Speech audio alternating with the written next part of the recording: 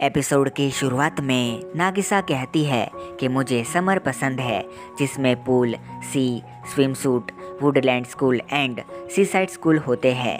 वैसे summer vacation में homework होता है, पर ठीक है, मैं समर, रेन एंड थंडर में कंफर्टेबल हूँ, लेकिन घोस्ट, स्पिरिट एंड घोस्ट की स्टोरीज मुझसे दूर रहना। फिर रात को टमाओ याया और हिकारी के कमरे में जाती है, जहाँ पर हिकारी ने और याया ने यहाँ पर पेस्ट्रीज एंड स्वीट्स को ऑर्डर किया होता है, जो देखकर अपनी टमाओ काफ़ी खुश होती है और वो कहती है कि मैं टी पार्टी के लिए टी रेडी करती हूँ। तब हिकारी कहती है, वैसे नागिसा कहाँ पर है? और नागिसा दरवाजे से सब कुछ देख रही होती है और वो दरवाजे को बंद कर देती है। टमाओ कहती है, नागिसा का जो स्विम सूट है वो आज ही डिलीवर हुआ है। याया कहती है, नागिसा दरवाज़ा खोलो। नागिसा मना करती है। याया कहती है, वैसे भी कल पुल पर तुम्हें सब देखने ही वाले हैं। नागिसा कहती है, लेकिन मैं अभी कुछ भी नहीं दिखाना चाहती हूँ। हिकारी कहती है, शोर मत करो, अगर तुम ऐसे शोर करोगी तो सिस्टर तुम्हें खोज लेगी। फिर टमाओ इन दोनों को कोई इशारा करती है और ये दोनों ही अपने नागिसा को खाने की लालच देने लगते हैं। और टमाओ कहती है, मुझे लगा था कि तुम ये सारी चीज़ें देखकर काफ़ी खुश होगी, लेकिन अब हम कुछ भी नहीं कर सकते हैं, हम अकेले खा जाएंगे। और ऐसे ही चीज़ें बोलती रहती है। और तब नागिसा अंदर की तरफ देखती है और इतने में अपनी टमाओ इसे अंदर खींच लेती है। टमाओ कहती है, क्यूट है। हिकारी कहती है, ये तुम पे सूट कर रहा है। और याया कहती है, तुम्हारी शर्माने की ज़रूरत नहीं है। और नागिसा सच में शर्मा जाती है। फिर टमाओ कहती है कि स्वीट्स तुम्हारा इंतज़ार कर रहे हैं और तुम खाने को तो मना नहीं करोगी। और नागिसा कहती है, बिल्कुल नहीं। बाद में याया और हिकारी वापस लौट रहे होते हैं। तब अपनी हिकारी कहती है कि उसमें शर्माने वाली बात कौन सी है। तब याया कहती है, वैसे नागिसा तुमसे भी ज़्यादा सेक्सी लग रही थी। और तब अपनी याया को किसी के रोने की आवाज़ आती है और वो कहती है, इसमें रोने की कोई भी ज़रूरत नहीं है हिकारी। हिकारी कहती है, मैं नहीं रो रही हूँ। और फिर से इन दोनों को किसी के रोने की आवाज़ आती है और ये दोनों ही डर जाते हैं। अगले दिन नागिसा कहती है, क्या तुमने घोस्ट देखा? फिर टमाओ कहती है, नहीं। जब वो दोनों टी पार्टी से हॉलवे के रास्ते से वापस जा रहे थे, तब उन्होंने किसी लड़की के रोने की आवाज़ को सुना। और चिहाया कहती है, वो ज़रूर से हॉलवे घोस्ट होगा। टमाओ कहती है, वो स्ट्रॉबेरी रेसिडेंसी के 7 मिस्ट्रीज में से एक होगा। नागिसा कहती है, 7 मिस्ट्रीज? और तब टमाओ कहती है, हमारा जो स्ट्रॉबेरी रेसिडेंसी है उसकी 7 मिस्ट्रीज है। और फिर चिहाया और टमाओ 7 मिस्ट्रीज के बारे में बताने लगते हैं, पर जो आखिरी वाली मिस्ट्री होती है वो दोनों की ही एकदम डिफरेंट होती है। फिर चिहाया कहती है कि जो 4 बाइंडेड बेसमेंट है उसकी वॉल में कई सारी ह्यूमन बॉडीज़ को छिपाया गया है और उसके अकॉर्डिंग ये 7वीं मिस्ट्री है। तब टमाओ कहती है कि जब आप मीटिंग रूम में होते हैं तब आपको हंसने की आवाज़ सुनाई देती है, जो सुन नागिसा डर जाती है। फिर टमाओ कहती है कि ये 7वीं मिस्ट्री है, लेकिन जो मैंने सुनी और चिहाया ने बताई है वो दोनों ही काफ़ी डिफरेंट है। तब मिजुशिमा कहती है, ये सारी बातें नॉनसेंस है, क्योंकि ये सारी बातें एक इंसान से दूसरे इंसान तक पास होती रहती है और नागिसा तुम्हें डरने की कोई भी ज़रूरत नहीं है। जिसके बाद क्लास के दौरान भी अपनी टमाओ कुछ सोच रही होती है। बाद में अपनी टमाओ कहती है कि मैंने अपने ब्रेक टाइम पर काफ़ी सारे लोगों से स्ट्रॉबेरी रेसिडेंसी के 7 मिस्ट्रीज के बारे में पूछा था, जिनमें से ज़्यादातर लोगों को 7वीं मिस्ट्री के बारे में कुछ भी पता नहीं है। नागिसा टमाओ की रिपोर्ट पढ़ती है और कहती है, ये हमारे पास वाले क्लास की लड़की है और ये हाई स्कूलर है एंड ओसाकी सेनपाई भी। और टमाओ कहती है कि अगर तुम ध्यान से देखो तो जो लोग हैं उनके पास सर्विलेंस डिफरेंस सेट है 7 मिस्ट्रीज के बारे में। एग्जाम्पल के तौर पर जो 7 मिस्ट्रीज जियो को पता है और जो 7 मिस्ट्रीज हमारे चिहाया को पता है, उनमें से सिर्फ 5 ही मिस्ट्रीज कॉमन है एंड हमारे उसाकी सेनपाई के केस में सिर्फ 2 ही मिस्ट्रीज कॉमन है। नागिसा कहती है तो टमाओ तुम इसके बारे में, और टमाओ कहती है हाँ मैं इसके बारे में इंटरेस्टेड हूँ और इसे लिटरेचर क्लब में पब्लिक करने के बारे में मैं प्लान कर रही हूँ। तो मैंने डिसाइड कर लिया है कि मैं इस रिसर्च के बेस पर आर्टिकल लिखूंगी और अभी मैं हॉलवे कोस्ट के ऊपर रिसर्च करूंगी। नागिसा डर जाती है और वो कहती है वही जिससे याया और हिकारी मिले थे, और टमाओ कहती है हाँ वही, जिसके बाद पुल पर अपनी याया हिकारी के साथ प्रैंक करती है और ये दोनों ही तैर रहे होते हैं। फिर हिकारी कहती है तुम मुझ पर प्रैंक क्यों करती हो, और याया कहती है क्योंकि तुम क्यूट हो हिकारी। बाद में अपनी टमाओ इससे हॉलवे के कोस्ट के बारे में पूछ रही होती है और हिकारी कहती है तुम्हारा मतलब कि जिस कोस्ट को हमने देखा था हॉलवे में वो ना, और नागिसा डरते हुए कहती है ऐसी चीज़ों का नाम यहाँ पर मत लो। टमाओ कहती है वैसे हम दोनों 7 मिस्ट्रीज के बारे में इन्वेस्टिगेट कर रहे हैं, जैसे कि उस जगह पर क्या सुनाई देता है और वहाँ पर कैसा फील होता है। और हिकारी कहती है कि हमने वो आवाज़ तब सुनी थी जब हम टी पार्टी से हॉलवे के रास्ते पर लौट रहे थे। ये चीज़ वहीं से शुरू हुई जहाँ से स्पीका के ब्लॉक शुरू होते हैं। और याया कहती है मुझे ऐसा लगा कि जैसे चारों तरफ से वो आवाज़ आ रही है। नागिसा कहती है तुम्हारा मतलब कि वो आवाज़ ऑर्डिनरी नहीं थी। याया कहती है वो छत ऊपर है ना, तो इको हमें नहीं सुनाई दी थी और फिर मैंने उसे नोटिस किया और उस पर ज़्यादा ध्यान भी नहीं दिया था कि वहाँ पर क्या हो रहा था।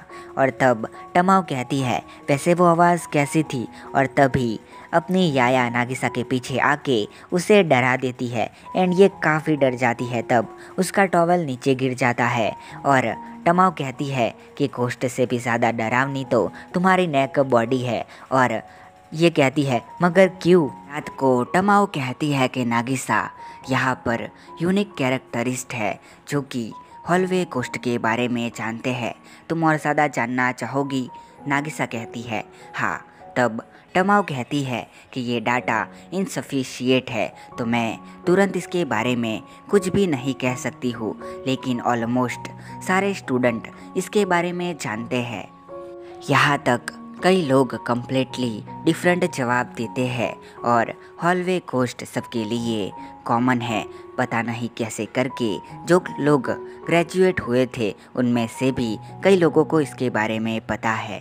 जो लोग 5 साल से ज़्यादा है एंड कुछ जो 6th ईयर में हैं वो भी जानते हैं, पर जो कुछ ओल्ड है उनको इसके बारे में कुछ नहीं पता है।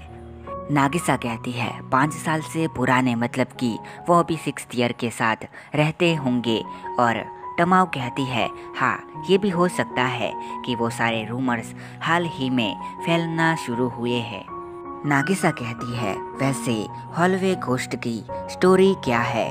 टमाओ कहती है कि एक बोर्डिंग स्टूडेंट एक कमरे में रह गया था और वो फिर कभी वापस नहीं आया, और डरावना फेस बनाती है।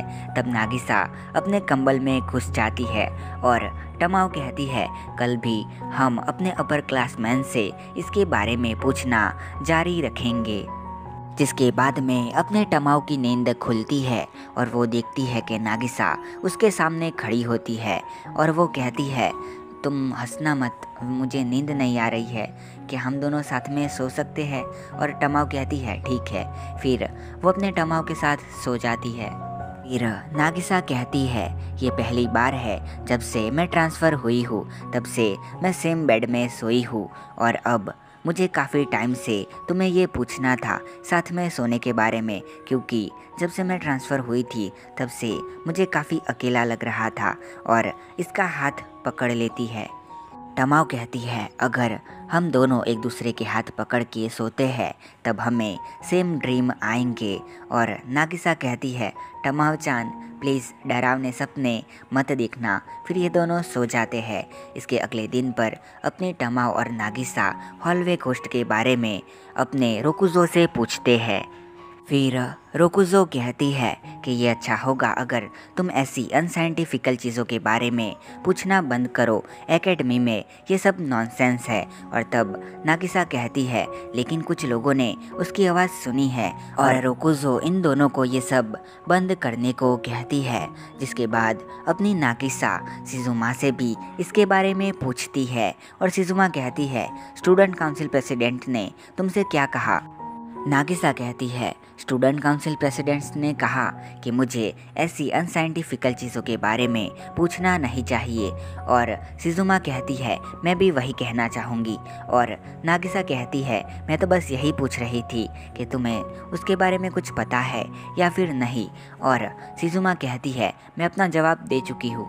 फिर ये चिकारू से पूछते हैं, जो कि कहती है कि जब वो पहली बार यहाँ पर आई थी तब उसने उसकी बात सुनी थी और अपने टमाओ की रिपोर्ट देखती है।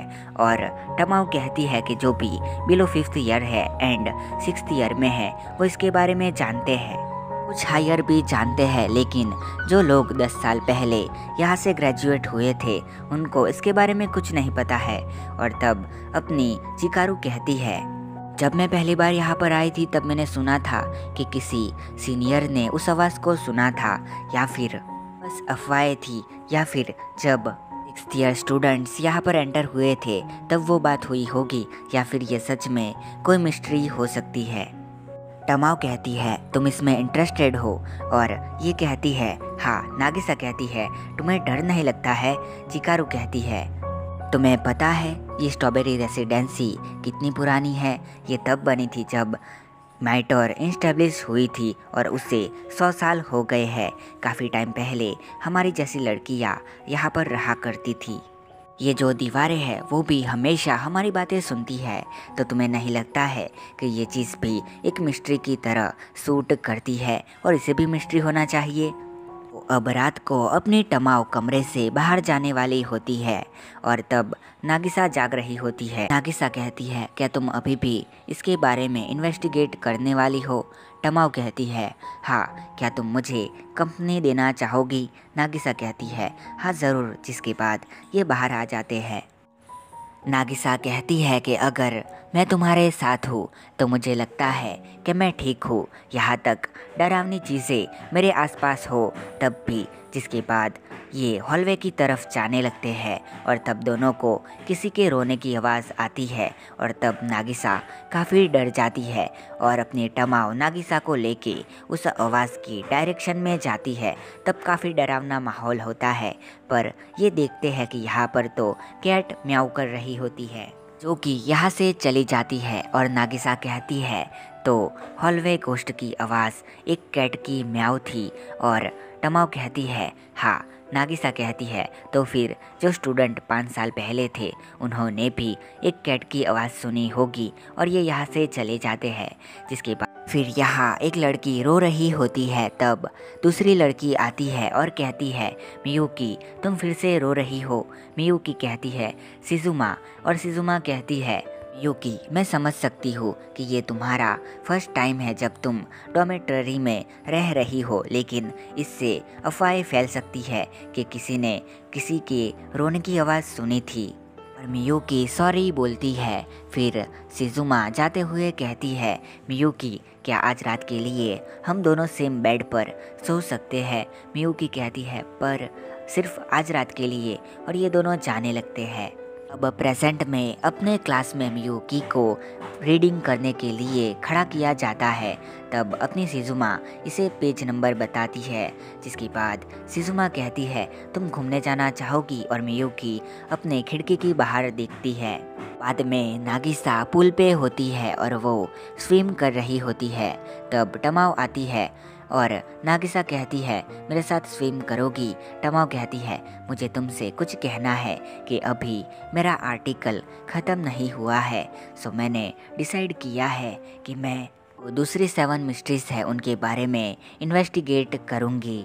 नागिसा कहती है इसका मतलब है कि? टमाओ कहती है हाँ अभी 6th मिस्ट्रीज और भी बची है। और नागिसा कहती है मुझे ब्रेक चाहिए और पानी में डूबने लगती है। तब टमाओ अपनी जीभ निकालती है और तब हमें समझ आता है कि ये मजाक कर रही थी।